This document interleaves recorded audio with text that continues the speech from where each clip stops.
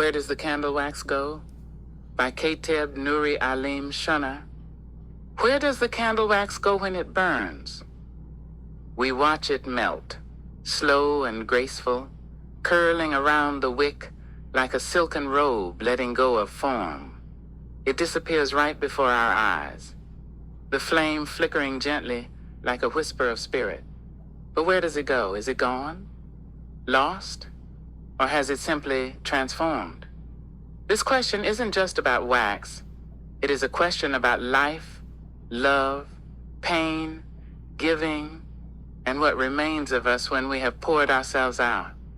It's about the light we carry and what is left behind after the heat of time has shaped and reshaped us.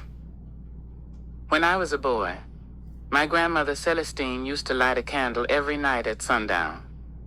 No words, no explanation, just her hands, aged and knowing, striking a match with sacred silence. I'd ask her sometimes, "Why do you light the candle, Grandmama?" She'd smile with that slow wisdom that only years and soul can shape and say, "Because someone has to remind the dark that light still lives here." One night I asked her a different question. Where does the wax go? She paused, her fingers held still in the air, and she looked out the window as if she were watching the stars settle into their evening prayers. Then she told me a story that has never left me.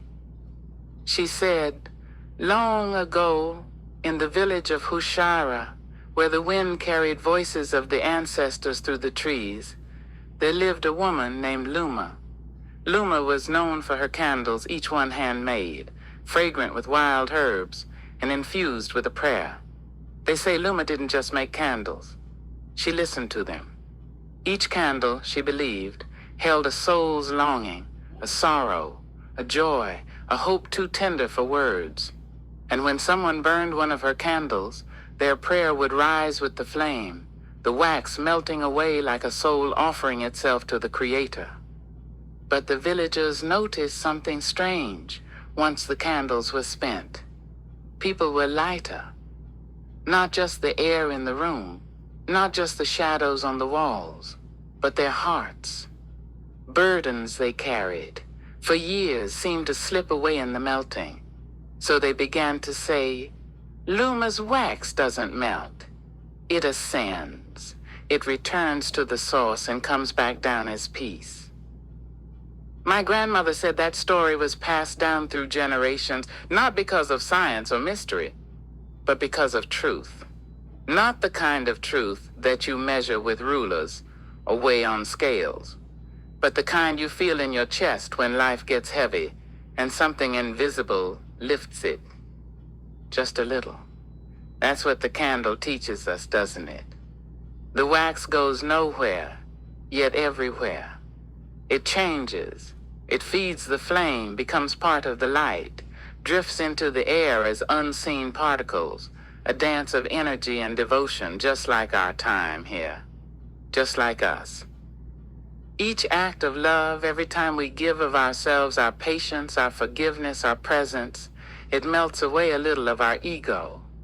It melts the hardened places inside us, and while it may feel like loss, what's really happening is transformation. You might look at a candle and see it getting smaller, but to the spirit, that candle is growing. Its flame reaches places wax never could. Its warmth enters souls the solid form could not touch. This is the secret of divine mathematics. What we think is subtraction is often expansion. Sometimes we are the wax softened by the fire of trials, surrendering to something higher. And sometimes we are the flame burning bright because someone before us offered their wax so we could shine. Think the prayers your mother or grandmother whispered over your life like oil poured into your path. You may never have heard them, but they burned so you could be seen. So I ask you, when life melts you, where do you go? Do you retreat? Do you fear the fire and try to hold your shape, or do you trust that the melting is sacred, that it means your soul is pouring itself into something bigger than you? To be poured out is not to be empty. It is to be useful. It is to become light in someone's darkness.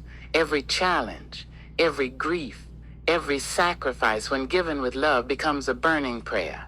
And prayers, my beloved, do not vanish. They rise. And maybe, just maybe, that's where the wax goes. Not to the floor, not to the air, but to heaven, carried on flame wings, as the universe collects our offerings and repurposes them as peace, clarity, and grace. Let the candle remind you that your life, too, is meant to burn with purpose.